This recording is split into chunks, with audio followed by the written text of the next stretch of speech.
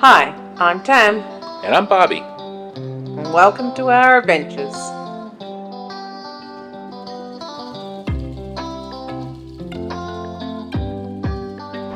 Good morning. It's day 6 and we are transiting the Panama Canal. Try and get some video for you so you can see that. That's all we're doing today. We're just on the ship. We're transiting the Panama Canal. We entered in the Caribbean, or the Gulf of Mexico, or as MAGA call it, the Gulf of America. That's really just insane, but anyway. And we exit in the Pacific. They haven't tried to change that name yet. I don't know why, but we'll see. Anyway, try and get you some video. From the Atlantic side, you enter Limon Bay, a large natural harbor, the entrance which runs 8.9 kilometers, and it provides a deep-water port of Cristobal, with facilities like multimodal cargo exchange and to and from train, and the Colon Free Trade Zone. The first set of locks you come across are the Gatun locks. It's a 3-stage flight of locks that lift the ships some 27 meters above sea level, which is the height of the Gatun Lake. Now for us, this all happened before we got out of bed. What you'll see here is starting at the Gatun Lake. The Gatun Lake, an artificial lake formed by the building of the Gatun Dam, carries vessels 24 kilometers. From the lake, the Chagres River, a natural waterway enhanced by the damming of Gatun Lake, runs about 8.4 kilometers.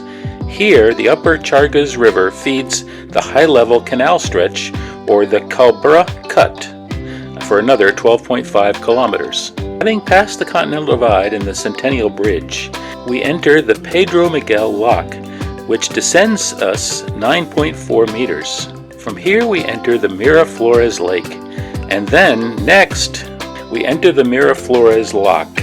This is a 2-stage lock with a total descent of 16 meters. From here, Miraflores Lock, one reaches Balboa Harbor, again with multimodal exchange, and a railway meets the shipping route. After this, you pass under the Bridge of Americas and have entered into the Gulf of Panama and the Pacific Ocean. Total length of the canal is 80 kilometers, and in general it takes an average of 11.38 hours to pass between the canal's 2 outer locks. Average of 200 megaliters, or 52 million US gallons of fresh water, is used in a single ship passing of the canal, though most of it is reclaimed and used again. We wondered if we would be the last US ship to be allowed through the canal.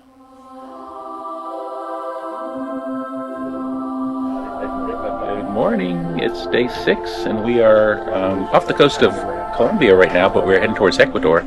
It's a sea day. We will cross the equator today and enter into the southern hemisphere. Tomorrow we will get off, and because we've never been to Ecuador, so we'll do that, but today's a relaxing day at sea.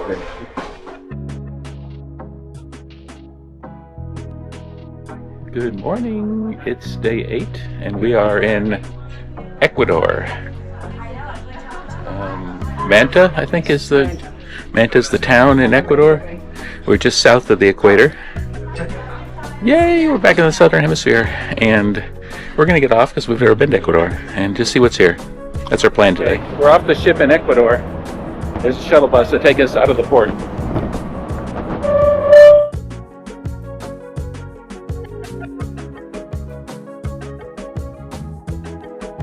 Terminal port of Manta.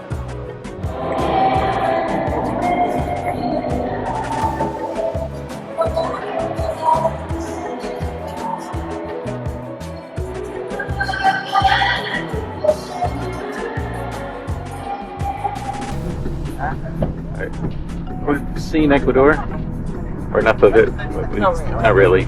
We went to the terminal.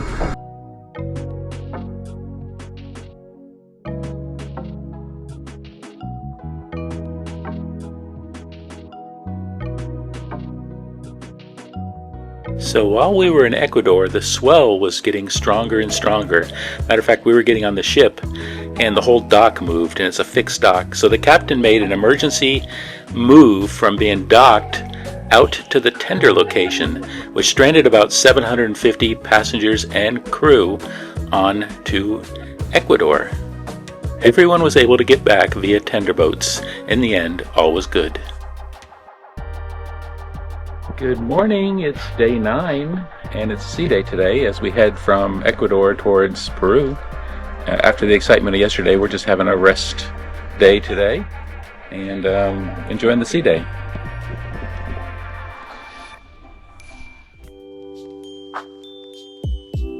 Good morning, it's day 10 on our journey to Australia, and we are second of 2 sea days, making our way to Lima, Peru. We'll be there tomorrow morning, so for 2.5 days, 2 nights, and before we leave and head west.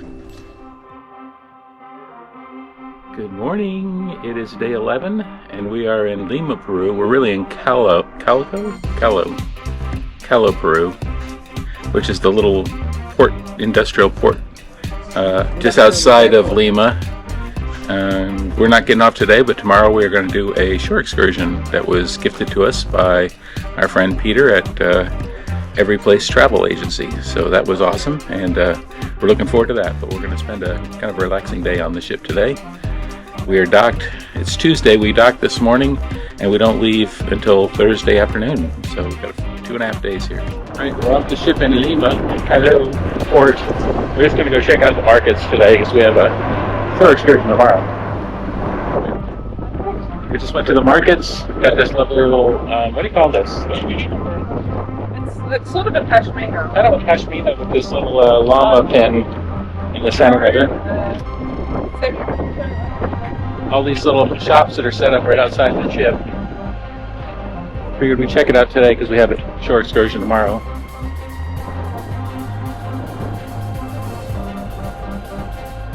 Industrial port. Lots of stuff in Peru, the little markets outside the ship, so we'll watch for that. It's a little windy, you may have noticed. Sorry. And now tomorrow we've got a shore excursion.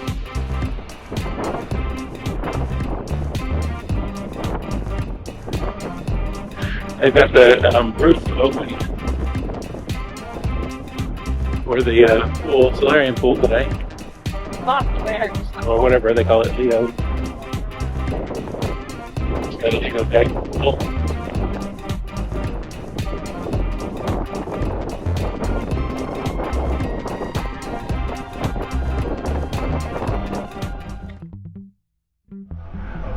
Good morning, it's day 12, and we are up early for a shore excursion. That's what we're doing. Alright, we're on the bus for our shore excursion in Lima. It's a little bit cloudy today. She's okay. Yeah, she's okay. Our first stop is a museum here in Lima, talking about the history and culture of Lima and Peru. The Larco Museum, officially known as the Rafael Larco Herrera Archaeological Museum, is a privately owned museum of pre-Columbian art located in Pueblo Libre district of Lima, Peru. It showcases chronological galleries that provide a thorough overview of 5,000 years of Peruvian pre-Columbian history. It's divided into 4 areas: North Coast, Center, South, and cultures from the highlands. Showcases have been ordered according to cultural sequence.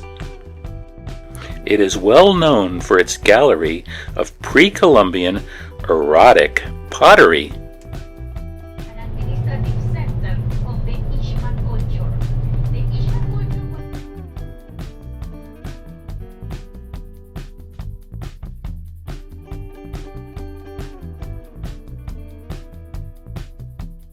We're at our second stop, some more museums, and we're off the bus and we're wandering.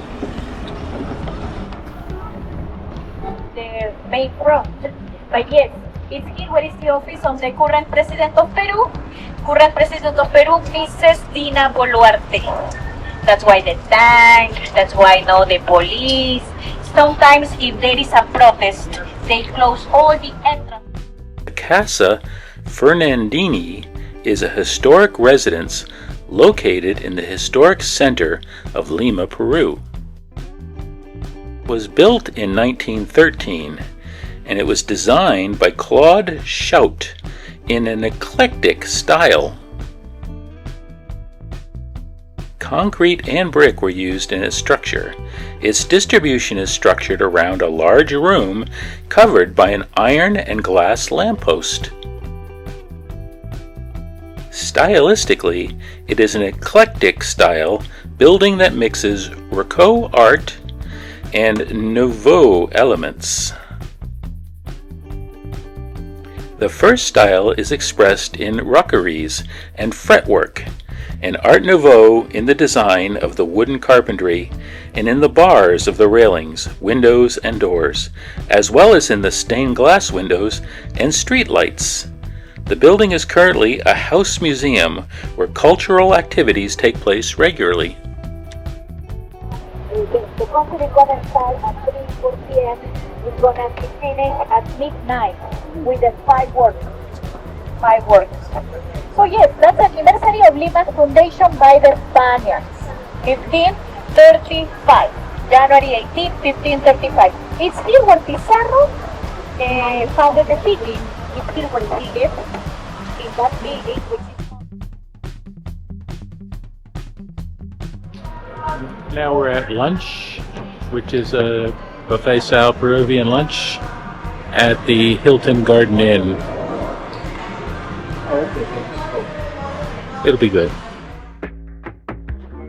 Good morning. It's day 13 and we're getting ready in a couple hours to sail away out of Port of Callao in Lima, Peru.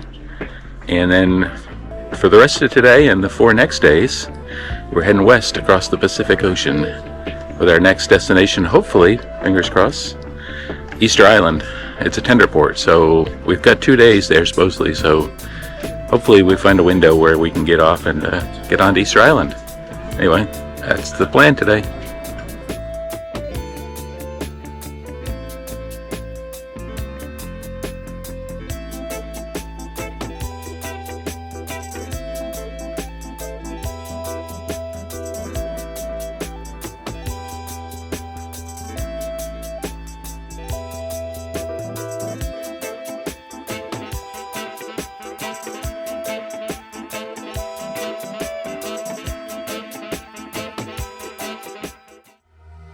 Good morning. It's day 14 and we are on our first of 4 full sea days. Yesterday was a half sea day as we head west, kind of southwest, west-southwest, towards Easter Island. And the captain came on today and said, you know, it's a tender port, and if we had to, you know, tender today, this was not a good day because of the swells and how the swells are coming.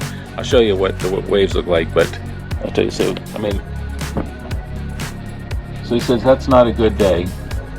It's choppy. It's weatherable. So we'll see what weather looks like in 4 days' time. But if we don't go, we don't go. This was a bonus thing. It's been on our bucket list. We're hoping we can go because we want to see the statues. But we understand tenders are always hit or miss. So hope you all have a great day.